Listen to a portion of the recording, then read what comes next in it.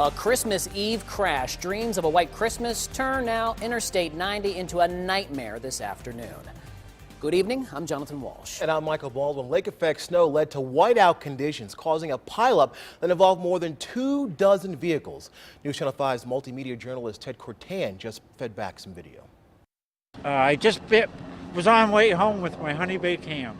Everybody just started slipping and sliding, and the next thing we all knew, we're all on top of each other. So just one of those winter accidents, I guess. It was a whiteout. Family's doing well. It's a miracle they didn't have many more losses out here. I think there was only like 3 or 4 taken to the hospital. Gotcha. Wow. We were just getting done with Cracker Barrel, and we wrecked last year, same time, same spot. Really? Yeah. Hopefully everyone's driving safe. That's my only advice to everyone. Please drive safe. Reduce your speed, keep your distance, and stay safe during the holidays. So true, such a good message there. Let's get the latest now on the Christmas Eve forecast from Elisa Mlinovich. Elisa, any more lake effect snow tonight? Yes, as a matter of fact, very possible. Ashtabula County has a lake effect snow advisory in effect, so they could see another couple of inches, maybe even 3. For the rest of us, maybe half an inch at the most. I think once we get into about the 9-10 o'clock hour, we should be, for the most part, done with the snowfall. Ashtabula County, though, being a notable exception. Right now, in the Power 5 Doppler radar, we continue to track that snowfall, and we've got some snow showers spread from Lorain down to Medina, over to Cleveland, into Solon, across to Burton. Lots of the area getting some snow. Most of it pretty light, and again, I'm not counting on much in the way of accumulation. Perhaps a half inch or so or less. Across our southern sections, snow, well, not so much. A little bit across Canal Fulton. Worcester saw some snow that moved through. Everything pretty much moving due east. We do have another system that we're watching, this one in Minnesota. This is going to give us something of a 1-2 punch. A little short wave comes through during the day tomorrow, and some of us may see a white Christmas. Many more of us will see a white day after Christmas. Good chance for snowfall coming up for us on Thursday. We'll talk more about that in just a little bit. Michael? All right, the snow didn't stop last-minute shoppers today. Groceries were especially busy, but if you still need one more item, one more gift, you may be in luck. Newschannel 5's Kristen Volk joins us from Walgreens on Cleveland's west side, where the lights are still on, Kristen. Michael, I think the real story here is that the lights are staying on in case Santa needs to make a pit stop and pick up some extra cookies. But this store here on East 65th and Broadway will be open until 10 p.m. tonight. Other Walgreens stores in the area will be open until midnight, and it's one of the few places that are remaining open after shoppers crowded grocery stores today. It's T-minus 12 hours to Christmas, and Market District in Solon is bustling. Vegetables are in high demand, so are the party trays, and who could forget the bacon? Tom, okay, chicken gravy or chicken broth? Gravy was what Karen Boyd had to pick up for her husband today. My husband does all the Christmas cooking. It was a key ingredient in the family's Christmas dinner, which was scheduled for 3 o'clock today. Between the grocery and the meal, this Solon resident was going to start, not finish, her Christmas shopping. I mean, take about an hour in and out. All the stores are just like this, real nonchalant, relaxed. Of course, you'll find your relaxed shoppers like Boyd and this man who felt the need to bust a move.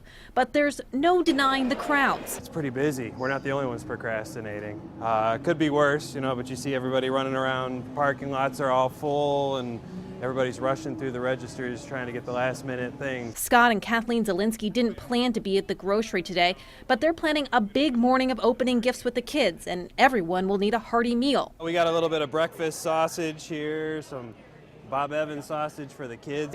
Breakfast was also on the mind of Kirk Harrison. I thought I had everything all planned out, and of course, as you go through the list, you get, oh my God, I forgot this, I forgot that. In Harrison's cart was juice, bacon, and sausage. He leaves the store ready for Christmas morning, but just when he thought he was done with his shopping, he's back to get one more thing. Firewood. So that he can enjoy a fire for the holidays.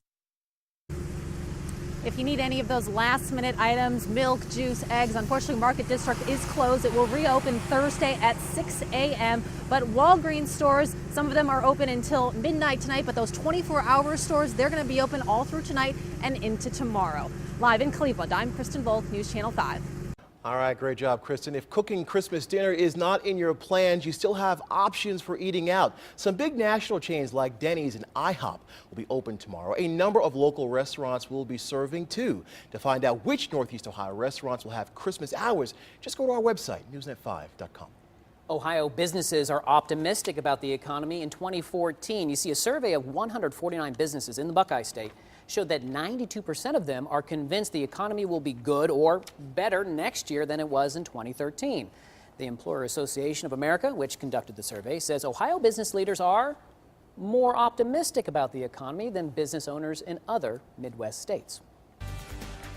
And good news tonight, a missing Stark County woman has been found alive and safe and sound. 82-year-old Helen Helene of Waynesburg went missing last night.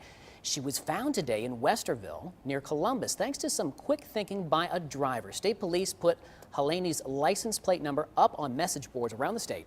Another driver saw it, saw Helene's car, and called for help. Right now, the manhunt is on for the driver who took off after a violent spell of road rage. Police tell us a car driven by Gwendolyn Young and a truck driven by an unknown man were involved in a wreck. There was an argument, then the man tried to drive away, dragging Young with his truck.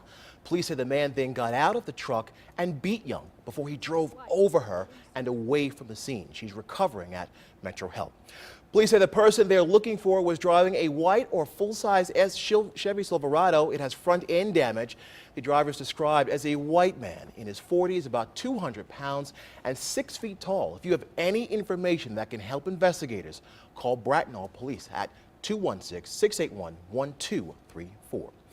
Santa pays an early visit. It's a story that brought smiles to the faces of children who need something to feel good about. We'll have it for you next. And what do the Browns want for Christmas?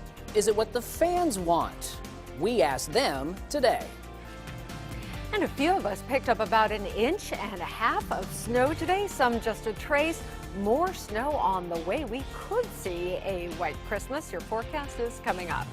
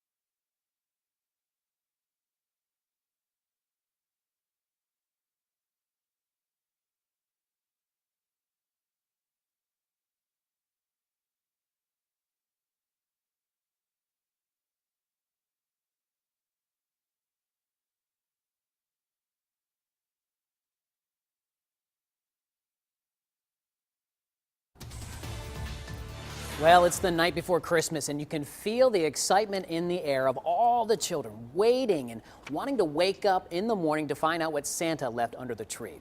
Well, this morning, Santa made a special trip to some kids that cannot be home for Christmas.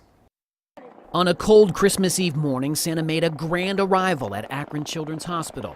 As if a sleigh and 8 reindeer aren't impressive enough, today he made his entrance by helicopter. The reindeer are resting up for my trip tonight, so Children's was kind enough to let me fly in on their helicopter.